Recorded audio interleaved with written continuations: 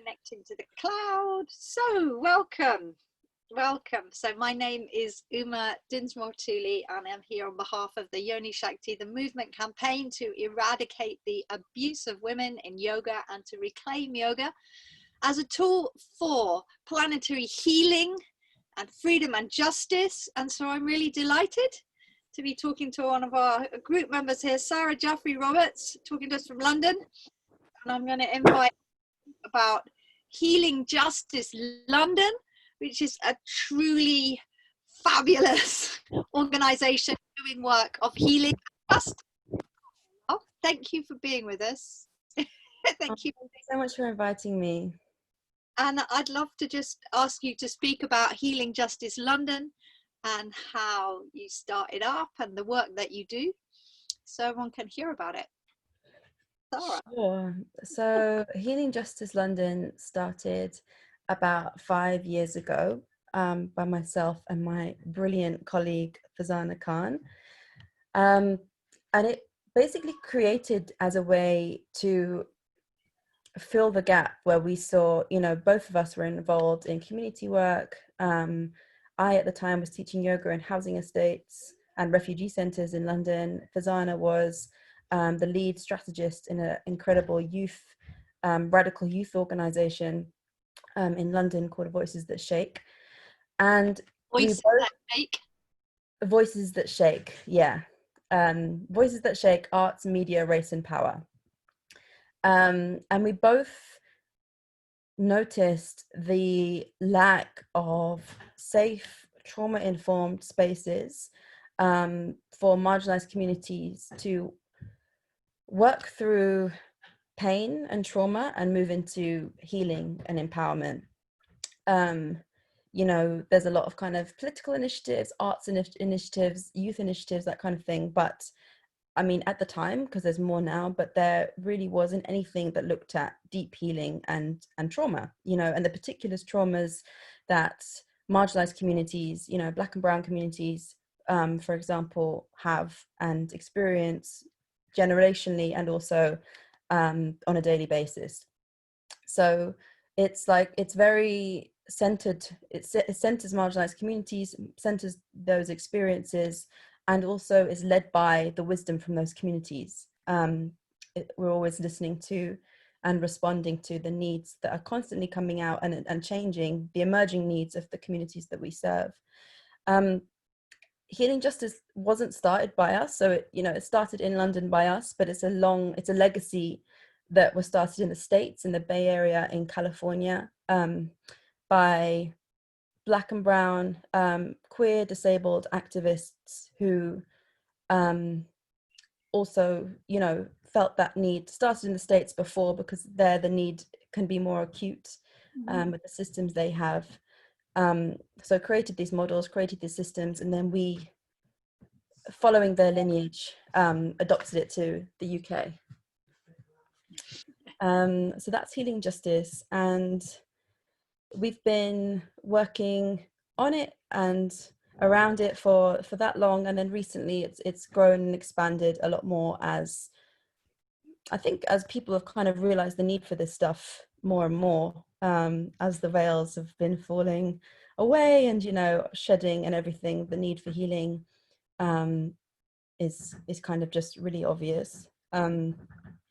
So yeah, that's a little bit on our journey. And my particular kind of entry point was, I was teaching yoga, the yoga that I'd been taught. I was trained in like Shivananda and Ashtanga and that stuff, in housing estates.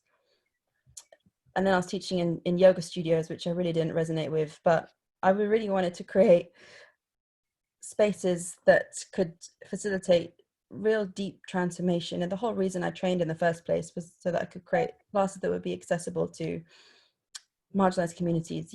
I was really fed up with the kind of the yoga scene, and wanted to build something outside of that. Yeah, and could you speak about what place yoga has in I'm just going to change the view because then we can have a bit of a conversation going on. I was going to ask about when you started the Healing Justice London, you were teaching yoga. Did you bring elements of yoga as a healing practice into the work that you were doing with the marginalized communities that you're serving? Yoga as a healing practice. Yeah.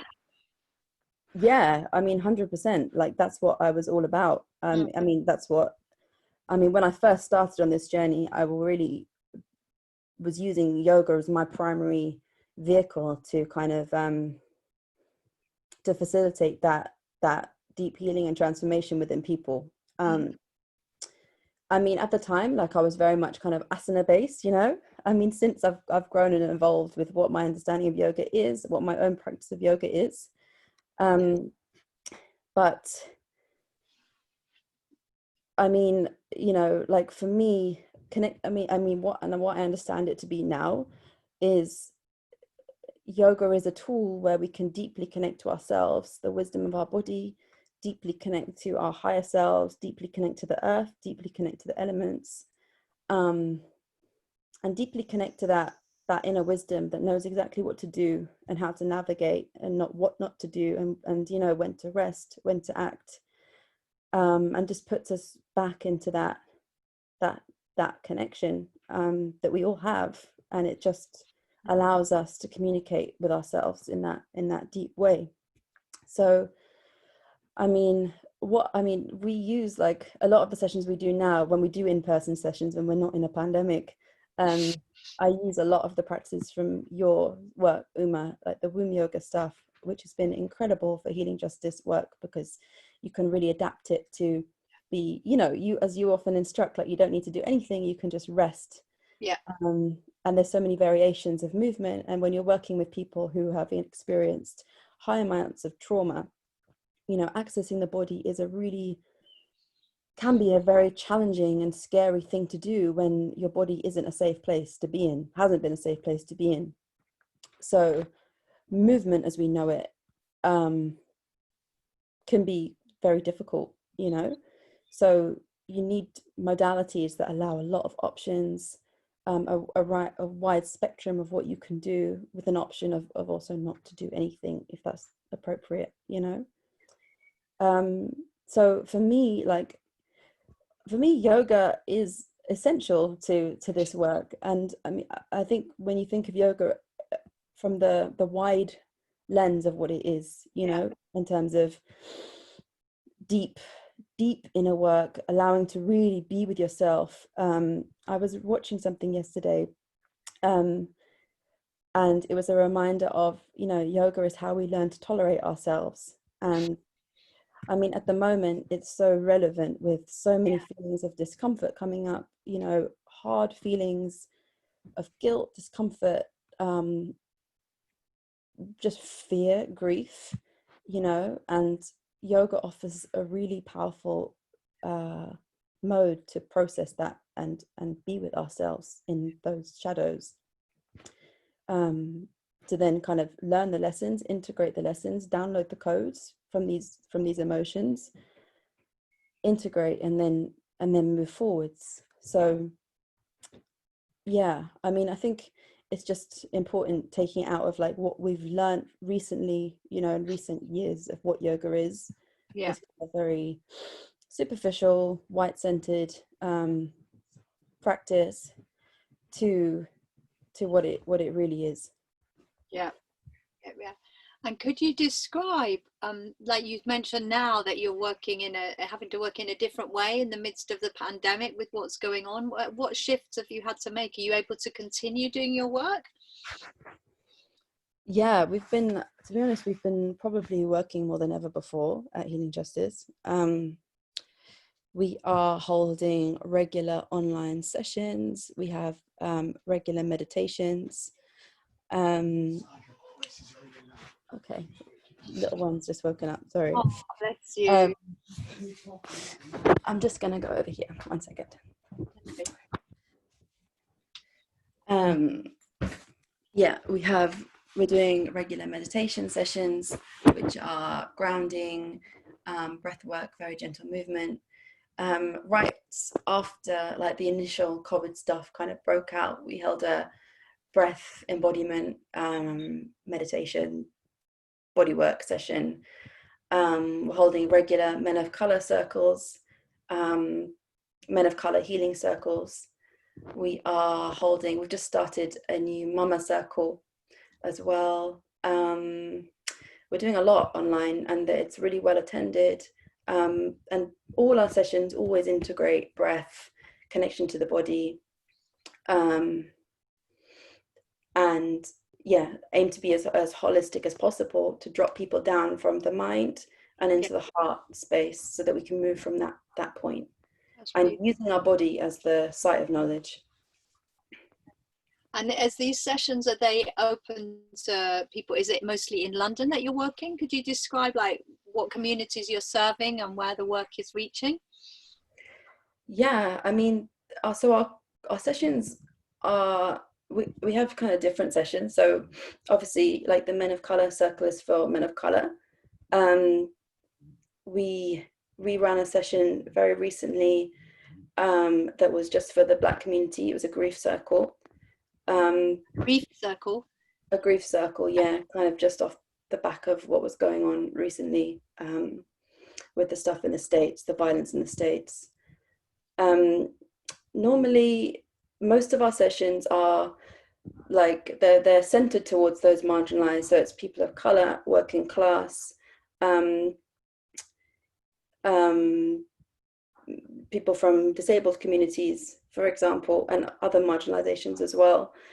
But so we've centered those groups, we prioritize those people coming, but then we're also open to people who feel called towards it, if there's allies who feel called towards it as well. But we just aim to create as safe a space as possible for people who are marginalized from society and who experience other spaces as violent, you know. So a lot of people find regular yoga spaces as violent places. So our aim is to kind of really counter that with a space of true healing that accommodates those who experience that. Yeah. And where it reaches, so we're operating from London, but obviously we're on Zoom. So, I mean, we haven't done a kind of demographic of where people are, but we know we've had people from all over the UK coming to our sessions, some international as well, people in the States. So we have quite a broad reach. Yeah. Yeah. And can you speak a little about how you're funded? How does it work with the funding for Healing Justice? Because I think a lot of people have desires or intentions or connections with particular communities, and they're looking for funding to make sure that the sessions can be accessible and affordable to people. Can you speak about how that works?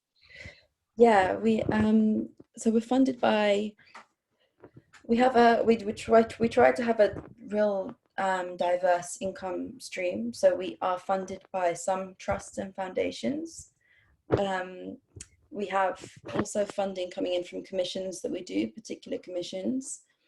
We are branching out into having our own kind of like merchandise and that kind of thing as well. Yeah. We also do like one-to-one sessions and things like that. So we're trying to, and it's an important point actually for anyone who wants to kind of start their own organization, like to not have all your eggs in one basket. Yeah. And to have a diverse range of where your money's coming from. Yeah. So it makes it more sustainable. It's like you've got quite a variety of ways of funding. So that sounds positive. Yeah, that's it. What are your plans going forward? What's the plans for, because it sounds like at the minute that things have grown quite fast in the 5 years since Healing Justice London was founded, and what are your plans looking forward? Yeah, so we started it, so when, we were kind of doing it very like underground for quite a few years, very slow building. We were really keen to really truly build from the root up. And there can be a tendency to want to like rush ahead. But with this, and my colleague was always brilliant at being that reminder, there's no rush, like it'll happen at the right time. And because we constantly want to be in relationship to and listening to the people we're serving, that takes a real nuance and a real intimacy that can't be rushed. You have to build it, and it has to take time, it has to take trust.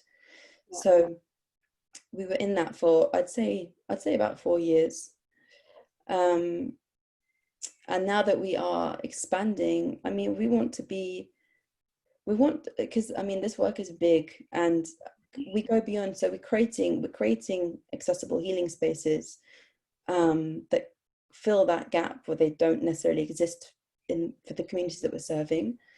But then we've also realized that healing justice is also about influencing a policy shift in public health, you know, to be much more representative for marginalized communities, and to truly serve those needs where those needs aren't always recognized or understood.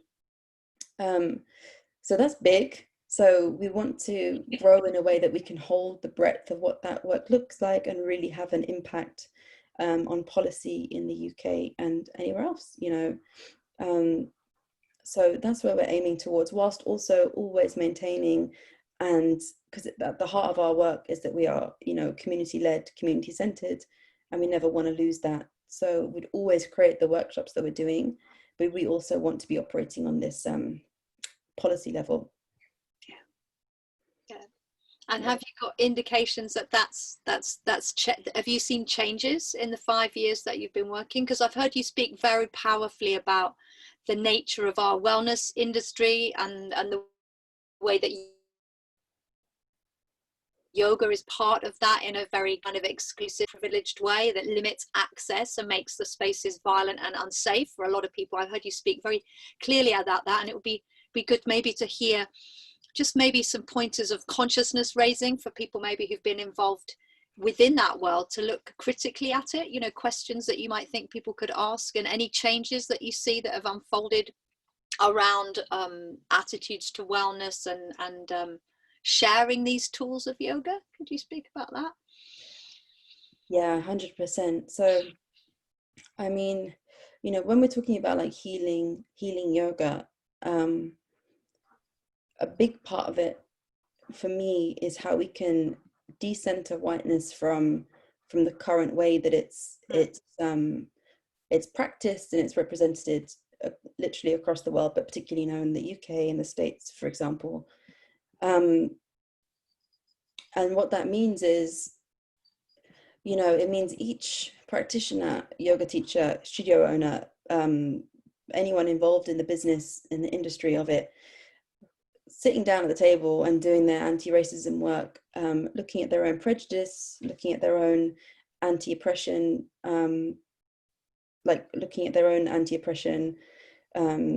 practices that they might be doing unconsciously or consciously, and committing to deconstructing those things and unpacking them. So, you know, because a lot of people are aware of the landscape of the wellness industry, a lot of people will notice that it is predominantly white, middle class, expensive, you know, all about the leggings, all that kind of thing. Like, that's nothing new. But a lot of people then kind of wonder, like, what do I do about that, and how can I change that? And you know, people ask me that, and it's like it's firstly, it's really sitting, like the first step with it is really sitting with that acknowledgement, like, okay, I see this and I see how I might be a part of it. I might be contributing to this harm, and I might be excluding people. I might be making people feel uncomfortable. I might be reproducing violence, you know, essentially. Okay, I see that.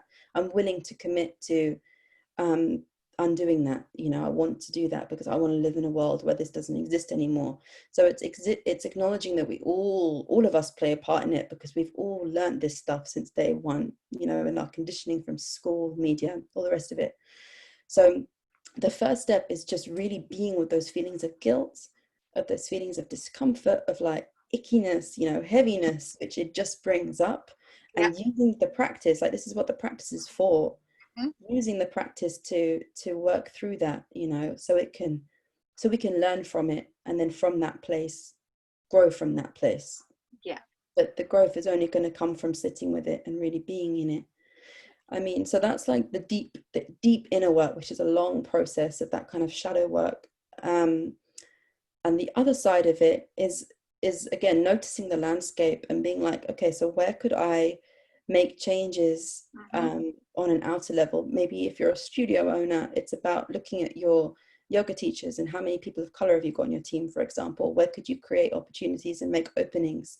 And if you then do hire more people of color, ensuring that they're not going to feel really, sidelined, or there's not going to be any racist dynamics, by doing anti-racism training on your whole team. That's essential to ensure that the environment is safe for people coming into it. So things like that. Or, if you're running teacher trainings and you notice, you've only got a certain demographic of people coming, like maybe you could create scholarships for example, women of color, people of color. Noticing your studio, have you got disabled access to your studio? Do you have classes that would work for disabled bodies, for example? Do you publicize that? Is it, so there's a lot of kind of little big changes that people can make about just really thinking about, okay, what is the actual spectrum of society, and how can my space, if I'm committed to healing, how can I open the doors to everyone, that everyone feels comfortable? But it is about creating those openings, making those changes, but then also making sure the environment within it is also suitable for those people to be in, exist in. So yeah, but I mean, the first step, and it's like the first step, and then the constant, it doesn't go away. It's like constant work of the anti-racism, anti-oppression work. It's an literally everyday practice that we have to commit to, in noticing ourselves, being accountable to ourselves, and then to other people, gently calling other people out, and gently, because this work is hard and people are trying their best. And that includes to ourselves too. It involves a lot of forgiveness, a lot of self-love, and really coming back into our hearts and kind of alchemizing it from that place. And I love that we can see what you have described. This echoes, yesterday we heard from Eunice Laurel, who's founded Movement for Healing, and she was speaking about the process of decolonizing herself as a spiritual practice. That actually what you're talking about is that the yoga practices we have enable us to tolerate ourselves and to be with difficulty and challenge, but those practices are crucial in any shift that needs to happen. Like to see shift in policy requires shift at an individual level, and I find it really inspiring to hear you talk, asking simple questions about how people can recognize these feelings of maybe of guilt and exclusion and collusion, and awareness of where we are with that, but actually to use our yoga practices to manage change and transformation, because after all, that's kind of what we've been practicing for. That's what these practices are for now. Exactly. And I think that's it. We've all been, I guess a lot of people in this group obviously practice yoga, right?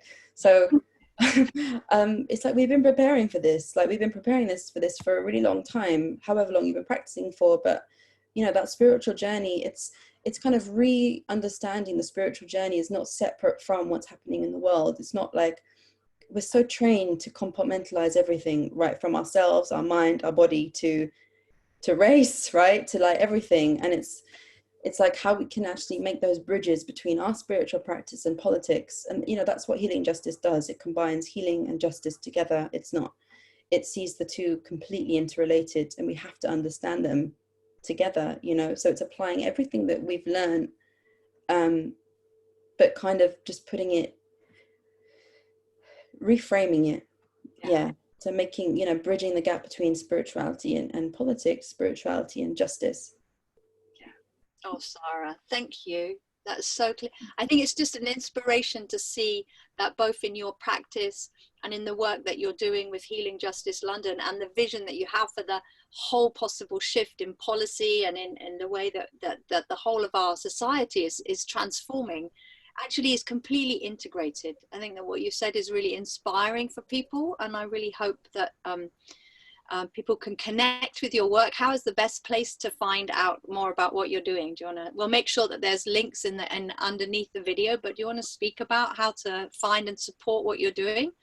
Yeah, sure. So you can check out our website, which is healingjusticeldn.org. We've got like Instagram, we've got Twitter, we've got Facebook, we've got all those things, and it's all Healing Justice LDN. So yeah, I mean, just connect with us there. If you are in a capacity where you'd like to donate, contribute, then we also have that too, which would be brilliant to sustain our work. Yeah, those are the best places to find us at. And me personally, I'm on Instagram as Saara.Luna. And yeah, it'd be brilliant if people want to reach out and connect to us.